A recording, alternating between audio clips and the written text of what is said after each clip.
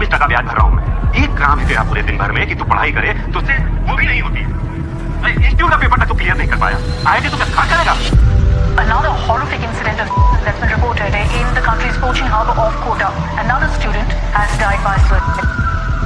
भरत कुमार धौलपुर राजस्थान का रहने वाला एक 20 साल का स्टूडेंट अपने नीट की प्रिपरेशन करने कोटा आता है। Residing in the hostel located in Kota for the last 1 year. पिछले 1 साल से वह कोटा में रहकर नीट की पढ़ाई कर रहा होता। भरत अब तक नीट की 2 अटेम्प्ट दे चुका होता है। 5 मई 2024 को वह अपना तीसरा अटेम्प्ट देने वाला होता है। भरत अपने दोस्त रोहित के साथ एक ही हॉस्टल में रहकर तैयारी कर रहा होता है। 30 अप्रैल 2024 लगभग 10:30 बजे सुबह रोहित हेयर कट कराने बाहर जाता है।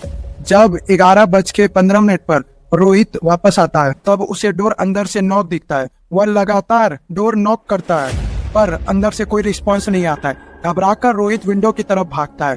जब वह विंडो से अंदर देखने की कोशिश करता है तब उसे भरत पंखे से लटका हुआ दिखता है। 10 बजे करीब उसने कहा कि मैं लेट कटिंग करवाया था, वो कटिंग करवाने चला गया और इसने पीछे से एक बंदा कमरे में लगा। वह भरत जो पिछले 361 डेज पढ़ाई कर रहा होता है एक ऐसे एग्जाम के लिए जो अगले 5 दिन बाद ही होने वाला होता है, वह अब इस दुनिया को छोड़कर जा चुका होता है और एक छोटे से पेपर में अपना आखिरी मैसेज लिखता है, आई एम सॉरी पापा, मैं इस साल भी नहीं कर पाया। अभिषेक मंडल बिहार के भागलपुर में रहने वाला एक 16 साल का स्टूडेंट अपने सपने लेकर कोटा आता है जेईई एग्जाम की तैयारी करने के लिए। वह कोटा में अपने घर अपने परिवार से दूर रहकर पिछले 1 साल से पढ़ाई कर रहा होता है। एग्जाम ओवर हो जाते हैं और वह अपने पापा को कॉल करके कहता है, पापा 8 मार्च से छुट्टी है, 9 तारीख की टिकट कटा ली है मैंने, मैं घर वापस आ रहा हूँ। पर जब 8 मार्च सुबह होती है तो उसके रूम से कुछ बदबू आता है। हॉस्टल वाले जब दरवाजा खटखटाते हैं तो अंदर से कोई रिस्पांस नहीं आता है। जब दरवाजा तोड़ा जाता है तब अंदर 16 साल का अभिषेक जमीन पर पड़ा बोला पापा टिकट बना हुआ है, 9 तारीख को घर जा रहे हैं, मुझे कोई दिक्कत भी है? बोला कोई दिक्कत नहीं है, पैसा वैसा भी था इसके पास। साल 2015 से लेकर 2024 के दौरान टोटल 124 स्टूडेंट ने कोटा में सुसाइड किया और अगर इस साल देखें तो जनवरी से लेकर अब तक 9 स्टूडेंट ने ऑलरेडी सुसाइड कर लिया। How long can we let this happen? How many more will it take for the rat race to really end? इस साल टोटल गवर्नमेंट मेडिकल सीट थे 55,648 and total number of student जिन्होंने इस exam के लिए apply किया था वह थे 25 लाख। इस साल आईआईटी में टोटल सीट थे 17,385 and total number of student जिन्होंने इस साल जेईई एग्जाम के लिए फॉर्म फिल किया था वह थे 12,21,000 और 35 लाख स्टूडेंट में से लगभग 2 से 2.5 लाख स्टूडेंट हर साल अपना घर अपना परिवार छोड़कर कोटा जाते हैं पूरी एग्जाम की प्रिपरेशन करने के लिए। बच्चे आईआईटी में सेलेक्ट हो जाएगा, लेकिन कोई ये नहीं देख रहा है कोटा के कितने बच्चे आ रहे हैं, उनमें से कितने परसेंट बच्चों का सेलेक्शन हो पाता है। वह कोटा जो 90s 80s में फाइनेंशियल क्राइसिस का सामना कर रहा था, हजारों लोग कोटा में बेरोजगार भटक रहे थे। आज इसी कोटा में लाखों गरीब माँ बाप अपने घर गिरवी रखकर अपने जमीन बेचकर बैंक से लोन लेकर देश के कोने कोने से अपने बच्चे को यहाँ भेज रहे हैं इन एग्जाम की तैयारी करने के लिए। मदर फादर जितने भी हैं उनको समझना पड़ेगा, जो खुद सपने पूरे नहीं कर पाए मदर फादर और परिवार के लोग अब वो बच्चों से पूरे करवाना चाहते हैं। गाड़ी में तेल और हमारे पेट में खाना, ये बच्चे जो अतिथि के रूप में आ रहे हैं 90% कोटा में इन्हीं की वजह से आ रहा है। जो कोटा कभी बच्चों के आईआईटी एंड मेडिकल फील्ड में जाने के सपने को पूरा करने के लिए जाना जाता था, आज वह Kota City of Kota is again making headlines. Another student has tragically lost her life to exam stress, and this marks the second of this January. एक बार IITian बन गया तो फिर किसी भी फील्ड में जाओगे, सफलता आपके कदम चूमेगी।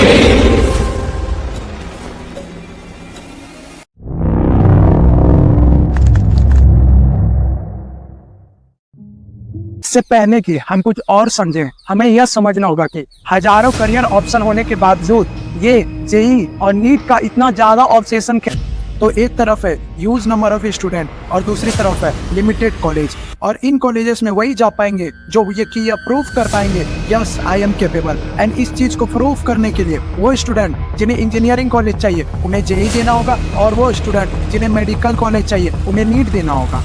Simple right? नहीं, लोग हमारे देश में कुल 55,648 मेडिकल सीट्स हैं, यानी कि कुछ भी हो जाए हर साल सिर्फ 55,648 लोगों को ही गवर्नमेंट मेडिकल कॉलेज में पढ़ने का मौका मिलेगा। आप सोच रहे होंगे सही तो है, जो कैपेबल होंगे उनका एडमिशन हो जाएगा। लेकिन आपको पता है कि कितने लोगों ने गवर्नमेंट मेडिकल सीट्स के लिए अप्लाई किया होगा 2024 में? 25 लाख स्टूडेंट्स ने। क्या लगता है आपको बाकी के 24,45,000 स्टूडेंट्स कोई भी कैपेबल नहीं? टोटल 17,385 सीट्स फॉर IITs, जिसके लिए 11,80,000 स्टूडेंट ने अप्लाई किया इस साल। यानी सिर्फ 1.47% स्टूडेंट को ये IITs मिले पाएगा और कुछ को NITs मिलेगा। क्या लगता है आपको बाकी के 11 लाख स्टूडेंट्स बेकार हैं? उनके अंदर कोई कैपेबिलिटी नहीं है? सेव भी कर रहे हैं, बस वही है, लास्ट टाइम में किसी का मतलब प्रेशर ज्यादा हो जाता है तो थोड़े क्वेश्चन वगैरह गलत हो जाते हैं, लेकिन 600 तक और 550 से जो ऊपर ला रहा है और जो 700 तक ला रहा है, सबकी मेहनत बराबर ही है। सन ये है कि इन सब को जानने के बावजूद ऐसा क्या है कि हमारे देश में आज टीचर्स, पेरेंट्स, स्टूडेंट्स सारे के सारे इस JEE एंड NEET एग्जाम के पीछे पागल हैं? क्या इंजीनियर्स एंड डॉक्टर को भी सिर्फ रिस्पेक्ट मिलता है? नहीं। क्या इंजीनियर एंड डॉक्टर बनने के बाद लाइफ एकदम आसान हो जाता है? नहीं। तो फिर इतने सारे लोगों के अंदर इतना क्रेज क्यों है इन दोनों करियर्स के लिए कि लोग अपने बच्चों के जान तक को दांव पर लगा देते? वेल, इस चीज को समझने के लिए हमें ह्यूमन साइकोलॉजी को समझना होगा। ह्यूमन बींग्स हमेशा सर्टेनिटी के पीछे भागता है। यह मैटर नहीं करता कि सक्सेस रेट कितना, फेलियर रेट कितना है, हमें बस एक क्लियर पाथ चाहिए होता है। एंड अगर आप इन एग्जाम को देखो तो आप ऑब्जर्व करोगे कि एक क्लियर पाथ ऑलरेडी ड्रॉ किया जा चुका है। आपको 10th में अच्छे मार्क्स लाने हैं, उसके बाद आप साइंस लोगे, आपको 12th में अच्छे मार्क्स लाने, उसके बाद आप JEE या फिर NEET का एग्जाम दोगे एंड एक अच्छे कॉलेज में एडमिशन पाओगे एंड बूम, आपका लाइट सेट हो जाएगा। क्या होता है 10th में मार्क्स जिनके ज्यादा होते हैं, लाइक 90-80% होते हैं, तो उनके पेरेंट्स सोचते हैं कहीं ना कहीं ये डॉक्टर इन मतलब फ्यूचर में अच्छा करेगा, तो साइंस दिलवाते हैं। और साइंस में 2 ही ऑप्शन होते हैं, या तो वो PCB ले या तो वो PCM ले। तो 2 ऑप्शन के बिहाफ पे बच्चा या तो NEET में जाता है या तो IIT में जाता है। ऑलरेडी डिफाइन है, आपको कुछ सोचना ही नहीं है और हमारे दिमाग को यही तो चाहिए।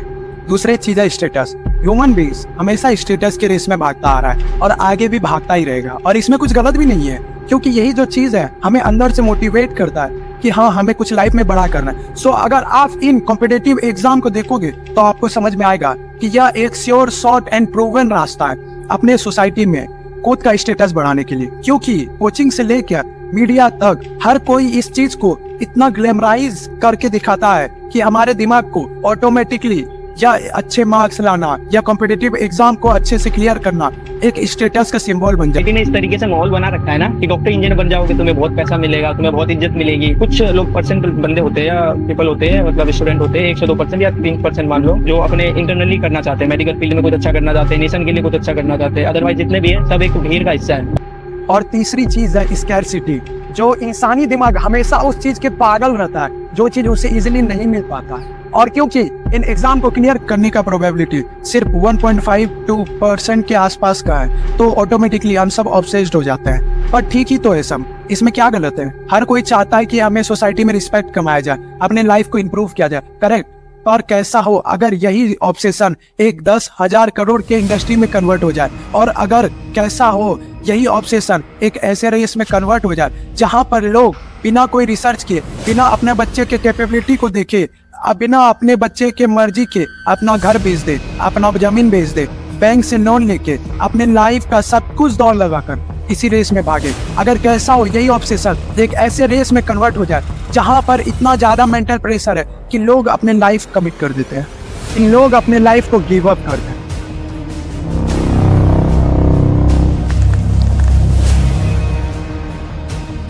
नाइनटीज 80s का वक्त था। उस वक्त Kota mining and manufacturing industry के लिए जाना जाता था, लेकिन धीरे धीरे यह इंडस्ट्रीज बंद होने लगे और कोटा में फाइनेंशियल क्राइसिस होने लगा। वीके वंसल एक इंजीनियर थे जो जेके सिंथेटिक नाम की एक कंपनी में जॉब किया करते थे। उन्हें एक मेजर हेल्थ इशू फेस करना पड़ता है, जिसके कारण वह अब कभी भी चल फिर नहीं सकते थे और उन्हें अपना पूरा लाइफ व्हील चेयर पे ही गुजारना होता है।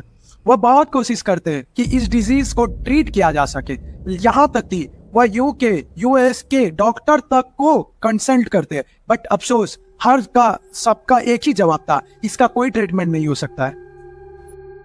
I had muscular dystrophy, which is not curable, and maybe he said that you may survive only up to 10-15 years, and thereafter you may have to live off.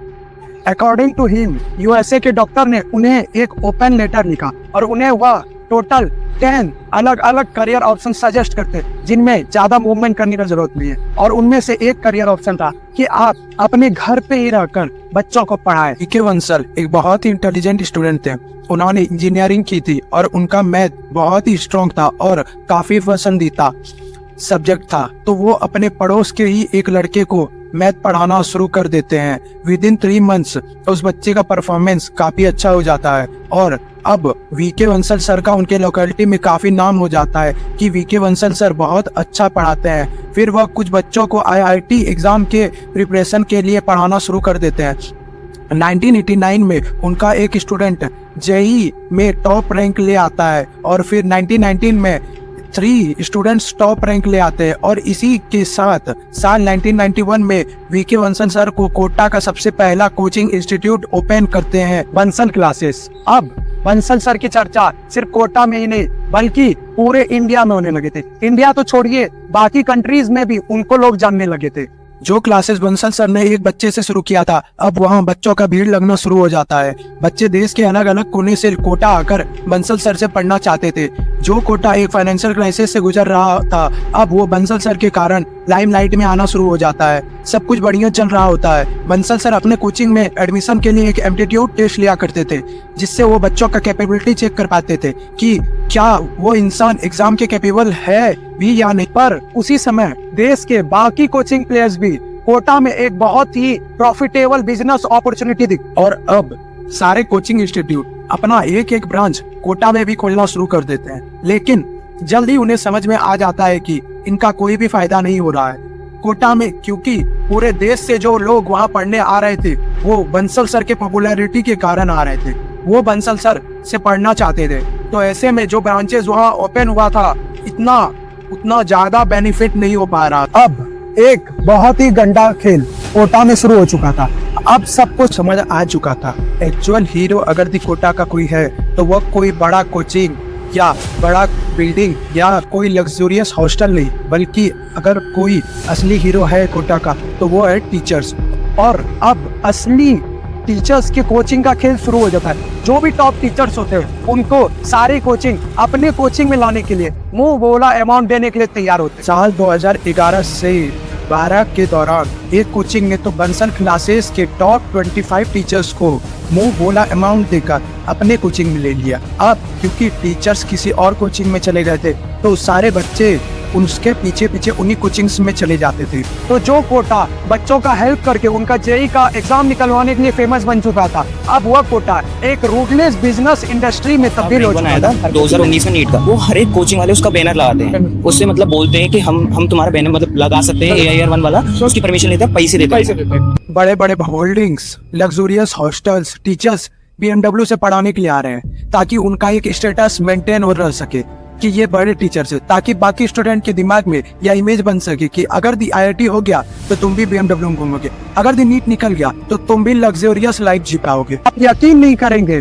कि coaching centres एवं college campus से भी बड़ा teachers के ऊपर pressure है कि toppers इसी कोचिंग इंस्टीट्यूट से निकलना चाहिए, वरना उनका जॉब खतरे में आ जाएगा। स्टूडेंट के ऊपर प्रेशर है कि किसी तरीके से इसे निकालना होगा, वरना मैं किसी काम का नहीं रहूंगा। मैंने कुछ एक्सट्रीम कल्चर से मतलब या तो जो पढ़ रहा है तो बहुत ज्यादा मतलब जो टॉक्सिक कंपटीशन होता है ना, वो टॉक्सिक कंपटीशन में जाके पढ़ रहे हैं, और जो नहीं पढ़ रहे हैं तो वो बिल्कुल ही मतलब डिस्ट्रैक्ट हो चुके हैं, वैसे पढ़ रहे हैं। मतलब कोटा में रह के एक बैलेंस लाइफ रखना कि हमें हेल्दी वे में पढ़ाई कर रही हूँ, सब कुछ सही है, that is a very hard thing. Start हुआ था एक स्टूडेंट के बैच से, आज वो कोटा देश के 2 लाख स्टूडेंट का हब बन चुका है। जो कोटा 90s 80s में फाइनेंशियल क्राइसिस में डूबा हुआ था, आज वह कोटा बस 40 साल के अंदर 10,000 करोड़ रुपए का एनुअल टर्नओवर करता है, सिर्फ और सिर्फ कोचिंग बिजनेस से। और इन सब के बीच जो कोटा स्टूडेंट के ड्रीम को पूरा कर रहा था, आज वही कोटा देश में स्टूडेंट्स का सुसाइड हब बन चुका है।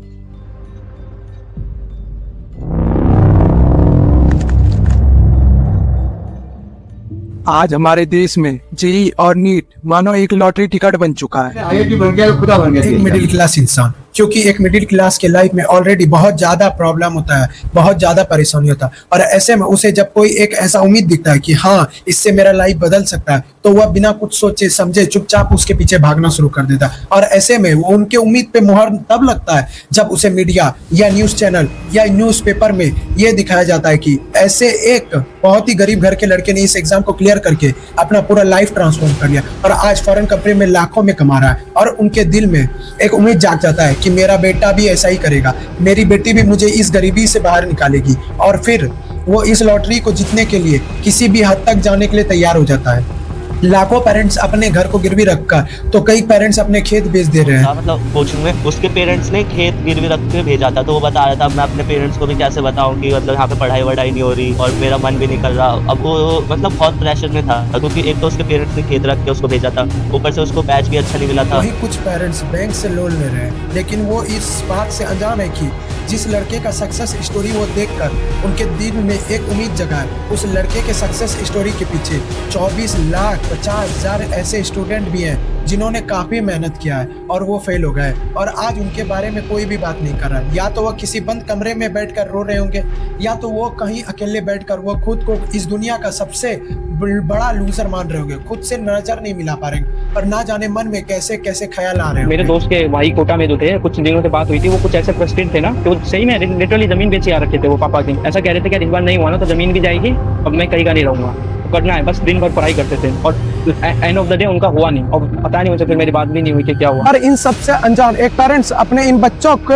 एग्जाम के प्रिपरेशन के पीछे लगा, फिर उनके बच्चे का कोई और पैशन ही क्यों ना हो। कोई पेरेंट्स ये एक्सेप्ट नहीं करना चाहता कि 98% चांस है कि मेरा बच्चा फेल हो जाए। उनका ध्यान होता है बस उस 2% पे, और सबको यही लगता है कि मेरा बच्चा इस 2% के अंदर आएगा। और अब जब एग्जाम की तैयारी करवा ही रहे हैं तो क्यों ना सबसे बेस्ट जगह से करवाया जाए। वो अपने बच्चों का सामान बांधकर पहुंच जाते इस देश की सबसे बड़ा कोचिंग इंस्टीट्यूट कोटा में पहुंचकर वो अपने बच्चे का किसी बहुत ही अच्छे कोचिंग सेंटर में एडमिशन करा देते हैं, और उन्हें यह बोला जाता है कि अरे घबराइए मत, आपका बच्चा आराम से निकाल लेगा। वैसे भी लास्ट ईयर के टॉपर्स हमारे कोचिंग से ही तो निकले थे। ये तो बोलते हैं कि हाँ बहुत कोचिंग में बहुत ज्यादा पैसा होता है, तो आप भी पैसा दो, ये तो करेगा ही। देखिए ऐसे फोटोज दिखाया जाता है कि देखिए ये हमारे इतना अच्छा रैंक लाए, हमारे से पढ़ के अभी एम्स में पढ़ रहे हैं, यहाँ पे पढ़ रहे हैं, तो पेरेंट्स को वो दिखाया जाता है। लेकिन हर कोचिंग में ऐसे बच्चे भी तो होते हैं जिन्होंने कोशिश करने के बाद भी उनका नहीं निकला है, तो पेरेंट्स को जब वो लोग बहुत, मुझे लगता है कि फॉल्स होप्स देते हैं, तो वो एक अनड्यू प्रेशर बनाता है parents as well as the student दोनों के ऊपर। और पेरेंट्स को तो हमेशा अपने बच्चों पे ही लगता है कि मेरा बच्चा तो कर ही लेगा, अगर इतने बच्चे कर रहे हैं तो मेरा बच्चा क्यों नहीं करेगा, वो तो कर ही लेगा।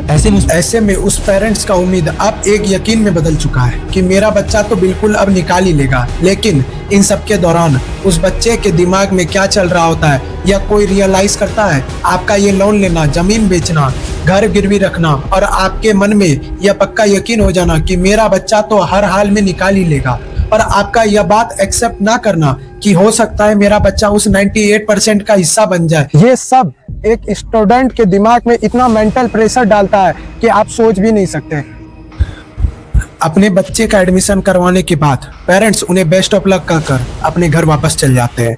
अब कोटा में वो अपना लाइफ शुरू करता है। शुरू में सब कुछ ठीक चल रहा होता है, उसे कोचिंग में सब कुछ आराम से समझ में आ रहा होता है, वो सारे जवाब दे पाता है, एवरीडे डीपीपी सॉल्व कर रहा होता है, कोचिंग के टेस्ट में अच्छा मार्क्स ला रहा होता है, पर फिर सिलेबस थोड़ा रफ्तार पकड़ता है और बस 2-3 महीने में ही उसे पता भी नहीं चलता और सिलेबस काफ़ी आगे निकल चुका होता है। अब वो अपना डेली क्लास के साथ साथ बैकलॉग्स को भी पूरा करने का कोशिश करता है, बट पूरा एफर्ट लगाने के बाद भी बैकलॉग बढ़ता ही जाता है। अब कोचिंग के टेस्ट में भी उसका मार्क्स बहुत ही कम आता है। जैसे वो खुद को इस सिचुएशन में पाता है, ना जाने कितने सारे सवाल उसके दिमाग में उठना शुरू हो जाता है। जब वह सुबह उठता है, अपने विंडो से बाहर देखता है, उसे लाखों स्टूडेंट्स का भीड़ दिखता है और सबका मकसद एक ही होता है। जहाँ देखो बच्चे स्टूडेंट कंपटीशन और कंपटीशन, एक ही चीज है लाइफ में, इसके अलावा कुछ है ही नहीं। या तो डॉक्टर बनो या तो इंजीनियर बनो, नहीं तो कुछ नहीं हो रहा लाइफ में तुम्हारा, तुम ऐसे ही रह जाओगे। इस तरीके का माहौल है वहाँ। और इन सबको देखकर जब वह डिप्रेस होता है तो उसके आसपास कोई नहीं होता जिससे वो अपने दिल की बात कह सके। वह खुद को बहुत अकेला महसूस करता है। अपने पेरेंट्स को वो कुछ बोल नहीं सकता क्योंकि वो ऑलरेडी ये मान बैठे हैं कि मेरा बेटा पक्का नीट निकल जाएगा और वो अपनी पूरी कमाई इसके पीछे इन्वेस्ट कर चुके हैं और जो बैंक से लोन लिया था उसका भी EMI चल रहा है। वो बच्चा पढ़ाई के बारे में कम और अगर फेल हो गए तो क्या होगा इसके बारे में ज़्यादा सोचने लगता है। अपने स्कूल में वह टॉप किया करता था पर यहाँ आकर उसे पता चला कि यहाँ जो लाखों बच्चे आए हैं वो सब अपने अपने स्कूल के टॉपर्स हैं। धीरे धीरे एग्जाम का टाइम करीब आता जाता है। मम्मी पापा परिवार दोस्त हर कोई बस एक ही सवाल पूछता है कि और प्रिपरेशन कैसा चल रहा है। खैर तुम तो अपने स्कूल के टॉपर हो, आराम से निकाल लोगे, तुमसे कैसे नहीं होगा। पर यह सब बातों को सुनकर वह मन ही मन और ज्यादा घुटने लगता है। उसे समझ नहीं आता है कि किससे क्या कहें, कैसे कहें कि मेरा नहीं हो पाएगा, कैसे कहें कि मैं उस 2% का हिस्सा नहीं बन पाऊंगा, कैसे कहें कि मम्मी पापा आपने जो इन्वेस्टमेंट किया था, आपने जो लोन लिया था, आपने जो घर गिरवी रखकर मुझे यहाँ पढ़ने के लिए भेजा है वो सब बर्बाद हो चुका है। कैसे कहें कि वो यह लॉटरी नहीं जीत पाएगा। और इन सब सवालों से उलझा हुआ स्टूडेंट एक ही आइडिया आता है उसके दिमाग में, अगर किसी को कुछ नहीं बोलना है, अगर सारे लोगों को जवाब नहीं देना है तो बस एक ही रास्ता है।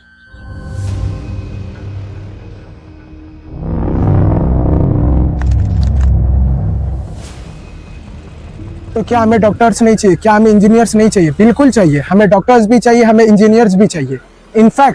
इनफैक्ट हमें अभी बहुत ज्यादा डॉक्टर्स की जरूरत है। आज हमारे देश में 10,000 लोगों के लिए सिर्फ 7 से 8 डॉक्टर्स ही अवेलेबल हैं। वर्ल्ड हेल्थ ऑर्गेनाइजेशन के लिस्ट में हम लोग नीचे पैदान पर आते हैं। Even South Africa, Nepal, Iraq जैसे देश भी हमसे ऊपर रैंक करते हैं।